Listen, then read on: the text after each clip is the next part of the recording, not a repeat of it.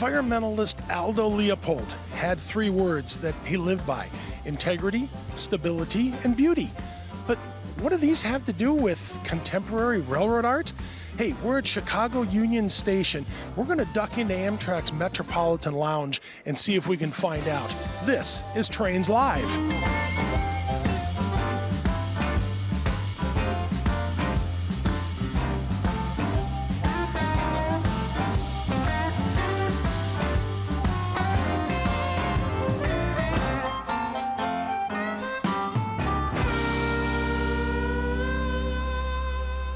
Hey, welcome inside Amtrak's Metropolitan Lounge here at Chicago Union Station. Yeah, this is Trains Live on the Road. I'm Bob Lettenberger, Associate Editor for Trains Magazine.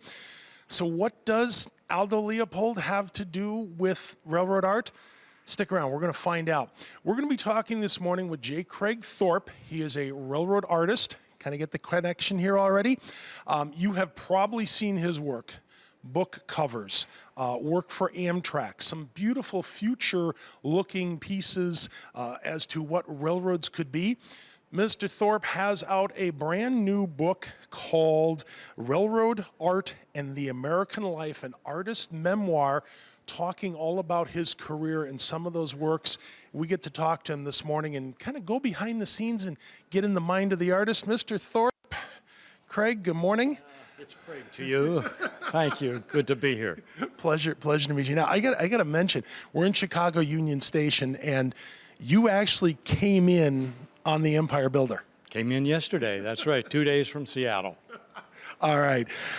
The new book, this isn't just a compilation of artworks. This is your philosophy. This is, it's a memoir. It's your life that we're talking about here.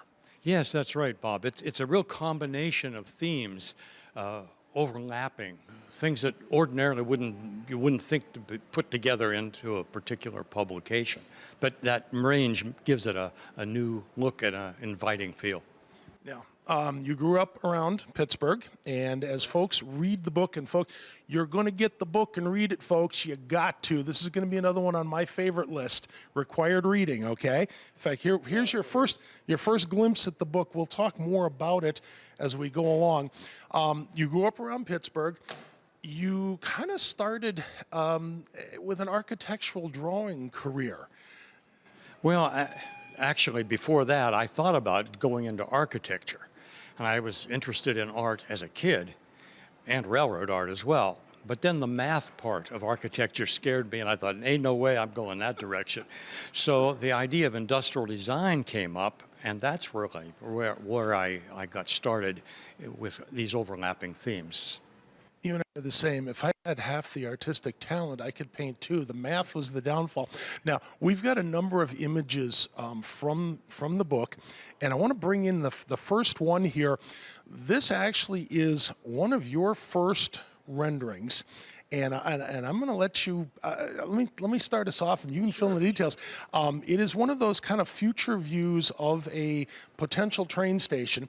And if I remember the story correctly, you did this while you were an intern, and you one day got told, we need a vision of a train station, and here you sit with a blank piece of paper. Well, that's right. This was done for Transportation Research Institute at Carnegie Mellon University. So after my high school graduation, I started that summer working at TRI. I was the gopher dude, and I did all kinds of things, including renderings. So this piece was one of a series of, I think, 5 or 6, and they were to show what was known as Skybus. This was a Westinghouse-designed transit vehicle, computer-controlled, rubber-tired, center guideway kind of a thing.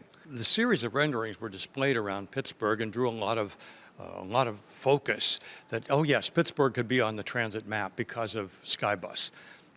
Well, when the drawings came back to me at the end of that first summer, they were all there but one, and it was stolen, I think. We don't know by whom, but at first I was very downhearted about that. And then I thought, maybe somebody saw enough in that rendering that they sort of five-finger discount, purloined it. And then I took that as sort of a internal sign that, yep, there's a place for me at the transportation table as an artist. So that's the caveat to that. All right. You have done a lot of work to help organizations out, and the vision of this particular depot and bringing it to life, it probably wouldn't have happened without your piece of artwork here. Well, yes, this was commissioned by the project manager for the as then unbuilt Olympia train station. This was back in the early 90s. And they initially thought they wanted an architectural rendering.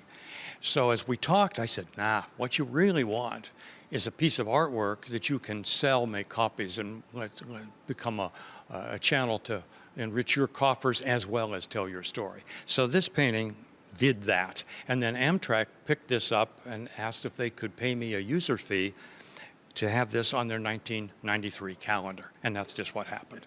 And folks, when you read the book, you're going to find out that the proceeds from this particular rendering tallied over $360,000. Yeah, it was a real work of art. Yeah. Amtrak and their high-speed trains, you had an interesting incident with those, and that leads us to your rendering of the X2000. And I understand there's a few of these that are in private collections. In quotation marks, and I'll tell you that. Shortly after the Olympia Station painting was done, I heard about the X2000 national tour. So I contacted the reps for ABB Traction, and that led to this production of this particular train in an interesting setting in Pennsylvania. And what you're referring to here is that as the painting was progressing, I got a call from Amtrak one day, and they said, we need a color sketch that we can put on the train to let people know what's coming as prints. Can you do that? Yes, I can. So I had a black and white drawing, got out some watercolors, colored the thing up, sent it off to Amtrak. They acknowledged it. Great. 2 weeks later, I got this panicked phone call. The painting was stolen. Can you send a copy? Well, yes, I had a copy. Whew, everybody was happy. Sent the copy off. 2 weeks later, I got another phone call from Amtrak. The copy was stolen. By that time, the painting was essentially done, and we did not put the original painting on the train. But at any rate, the story behind the story is that, yes, this might have been some overly zealous and ethically challenged rail fans who grabbed the paintings. But another version of the story is that actually people respond to hope and vision. And whether those dudes knew it or not, they were seeing something that was telling of the future, that was hope-inspiring. And I like to have that explanation as the deeper one for me. People saw something there that they couldn't see anywhere else. So let's talk for a moment about Aldo Leopold and the future view of your art. Fine, thank you. Well, to back up, when I first found out about Leopold, I'd known about him. And of course, as a naturalist, he was speaking about the world of flora and fauna. And part of one of his most famous quotes is that a thing or a project is right when it tends to preserve the integrity, stability, and beauty of the biotic community. It is wrong when it tends otherwise. And when I encountered that and began to let those words work on me, I thought, my goodness, that's what trains do. It's a DNA. It's in the mode. It's not something that we bring to it. It's already there, and we have missed it as a culture. So the railway or the streetcar, the interurban, the light rail, whatever mode or expression of the mode, doesn't matter. That integrity, stability, and beauty is part of what that brings to a culture. And I really feel that if we as a society understood just how much railroads brought integrity, stability, and beauty, we would no longer call them nostalgic. We would call them essential. Okay, good. So that's the link to the future. See, it's looking forward, and it's taking inspiration from another discipline, that being Leopold. And of course, digging way into the past, because Leopold's ideas are easily 75 years old. Let's take that idea and parlay it into a couple of your other works. We have an image that you had done for White Pass and Yukon in Alaska. Of course, historic railroad, but also a railroad still in the present. And when you put it in the context of the Leopold mantra, really something for the future too, that people can vision, they can see it, they can touch it, they can get their hands on it. Yes, and an acquaintance of mine, a colleague of mine, said that art, even more than photography, art has room around the edges for people to put themselves into the image. When they put themselves into the image, then it works on them and they begin to see it differently. It enables the viewer to look back, yes, and to look to the present, yes, but also to the future, as you've articulated it. So what we're seeing here is not just mobility or rail equipment in a scene, but it's the setting, and so there's beauty here. It's not just technology, it's not just mobility, but there is that stability. The integrity of the mode fits the land. People look at these things and they say, that painting makes me want to ride that train. And I do know that people have ridden the Empire Builder because they have seen the posters. So talking about riding a train, probably one of the biggest news items in railroad preservation in the last year has been the East Broadtop in Pennsylvania.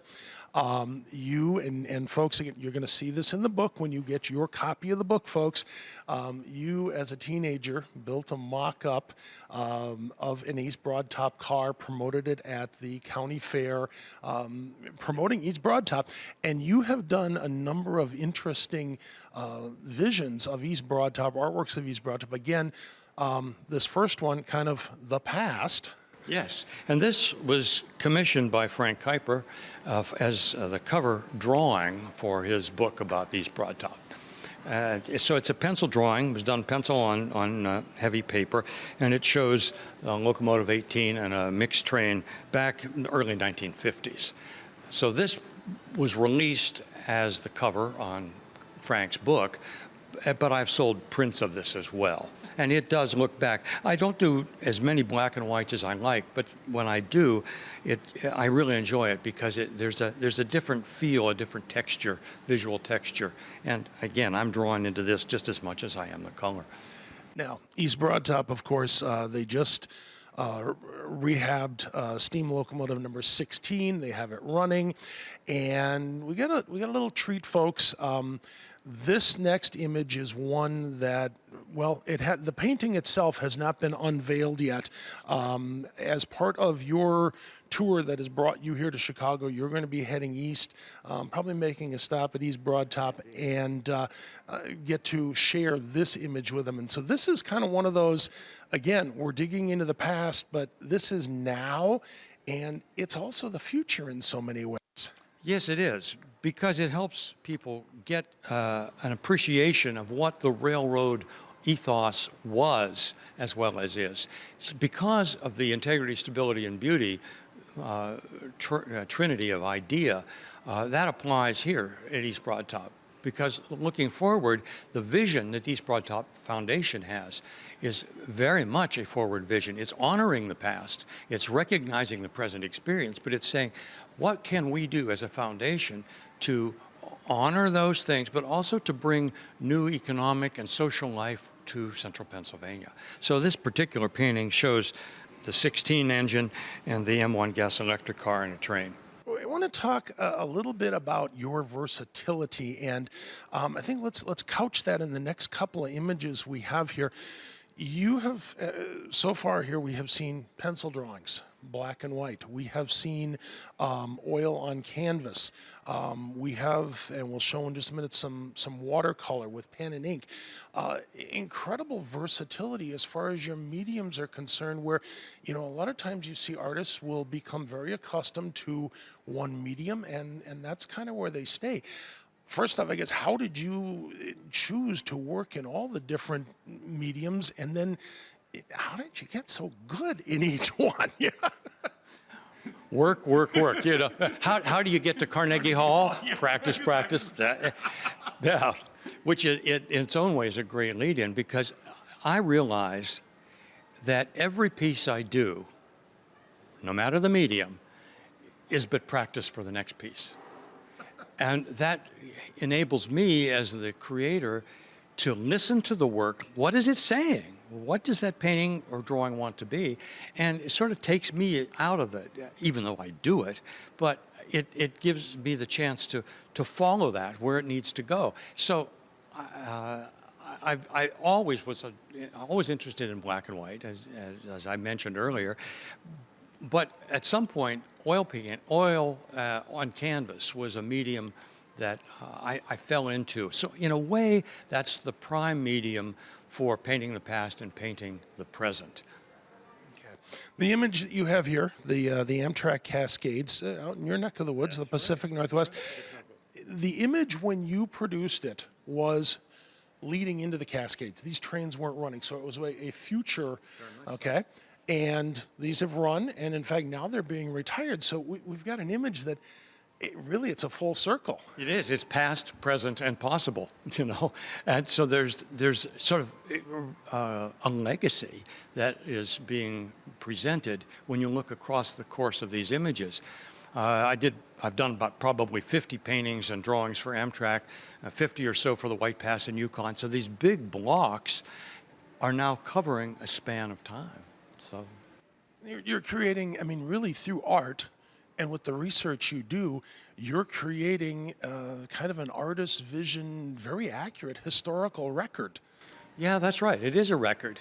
And it's an unusual one because it's coming through that visual window, not just of photography, but in this case, of the emotional side that paintings bring.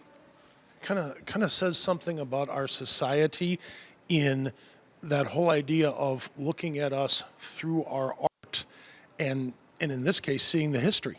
Oh, absolutely. And just a comment, you know, many of your readers, viewers, are aware that these trains were designed by Cesar Vergara, the noted industrial designer with international renown. Cesar talks about how history has this pendulum swing, and he feels that very much in our current era, we have moved away from the power of aesthetics. If you look at this, you see this car, the end car with these, which were known as Caesar's wings or whatever, you know, and Caesar tells the story of a news reporter cornering him at one point and saying, "Oh, did those fins give the train any lift?" And Caesar, being the ever quick wit, immediately responded by saying, "Of course they give a lift. They give a lift to the spirit of everybody who looks at it." And that is emblematic for me of not just Caesar's philosophy, but of image, art in image, and telling the real story. Of course it lifts the spirits, and that is applicable past, present, or future. Beautiful. Couple more images we want to look at here before we actually get to the book. Very future looking, and this one from the Trolley Museum, Pennsylvania Trolley Museum, a vision of new facilities there, and having worked in the museum world, to be able to, you know, as we've done this more, you've described things, you talked about things, but then here, man, we got a picture. And to go to a donor or to the public and say, come back in 5 years and this is what we're going to look like. Yes. Incredible. Yes. And that, by the way, is what East Broadtop is doing with theirs. But you see, this is a different style, as we've been discussing different styles. This is an ink and watercolor medium where I have taken the architectural illustration techniques and applied this to a rail subject. This is one of probably 8 or 9 such renderings commissioned by Scott Becker and the Pennsylvania Trolley Museum, showing what can be. But you know, what is interesting about it, at least from my perspective as a viewer, it's not just an architectural drawing. It is, you know, it shows life. We have, you know, we've got the school class coming here to learn. We have the broad, the width and the depth of the collection. You know, we've got the family having the picnic out here. There's activity, and again, it's one of those things where if you are a patron of the museum, I look at this and go, man, I want this for my museum. I want to see this happen. Yes. So you're not just invited into the picture, you're invited into the experience. Exactly. One more we want to take a look at here, and this one, I mean, obviously you have a story behind this, and I kind of got a little story with this too. We're in Chicago. We're at Chicago Union Station. We're in Amtrak's Metropolitan Lounge. The image we're looking at here, though, is very future. It is of O'Hare Airport, the major airport terminal here in Chicago. You've married trains with it. Yes.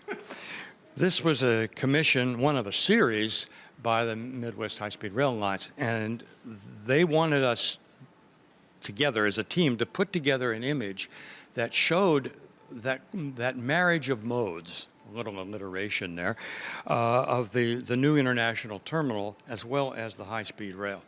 There has never been, to our knowledge, this kind of an illustrative piece. So working with Rick Harnish and others, this is what we came up with. So we have different levels and layers here. And we see high-speed rail coming through a series of 4 tracks, splaying out in this multi-level station that would go right up into the part of this new terminal. Beautiful, beautiful. Hopefully they will actually build that along with the rest of it. Hey folks, we got to duck over to Mr. Bob's Railroad Bookshelf.